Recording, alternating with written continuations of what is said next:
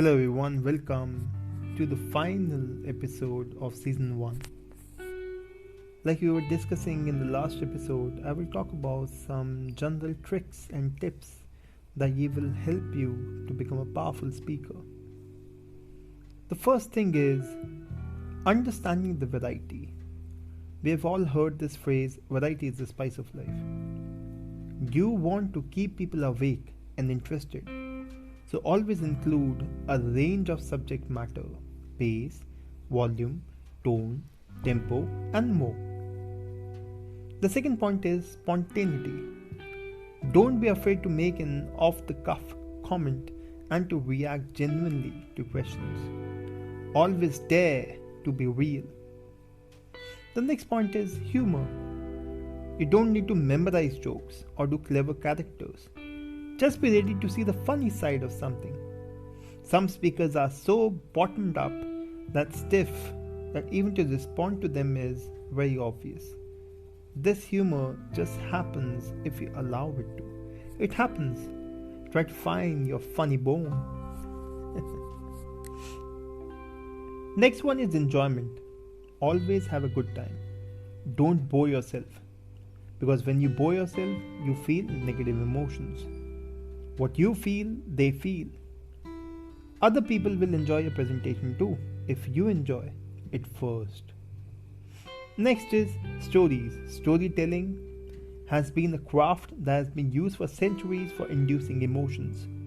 The art of rhetoric talks all about storytelling to induce elements of ethos, logos, and pathos.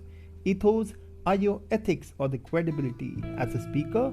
Pathos are the feelings that you give to the audience who are listening to you, and logos is the message that you transfer. Use anecdotes. Use relevant examples from your own experience to liven up your presentation. I will be discussing about a lot of effective ways to incorporate metaphors and stories into your speaking. Always see the audience as friends, not people there to catch you out. Whether your subject is serious or light-hearted, your audience wants to have an enjoyable time. So your job is to help them do that. The next thing is connecting better.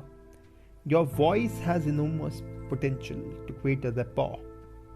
Therefore, your voice, you can tune into others and show them that you understand their point of view, their perspective, that you care for them, you empathize with them.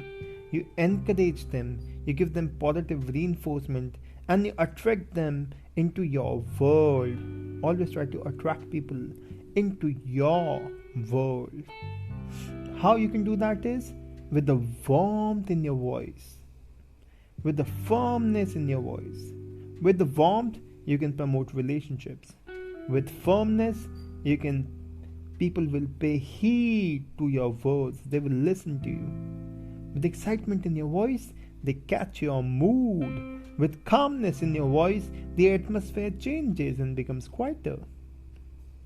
It's also called therapeutic voice. Many of the hypnotherapists, many of the therapists, many of the counselors, they use this. The skill to express the emotional energy within you is your warmth, your firmness. The sound of your voice can transform your work as a teacher, as a coach, as a trainer, as a leader, or a parent. It can even change your personal relationships in every part of your life. Whenever you remember a heated exchange or an emotional exchange with someone, you will always remember the words that were said. But the impact of the words was due to the way in which they were said, rather than the words themselves. You can say, "That's outrageous." You can even laugh over it. You can even have some passionate venom towards it. But the energy is what matters.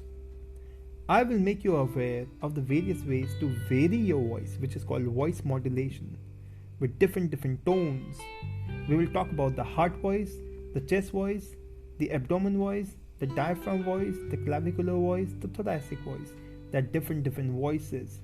And these voices will help you to express genuine personal connection through your voice.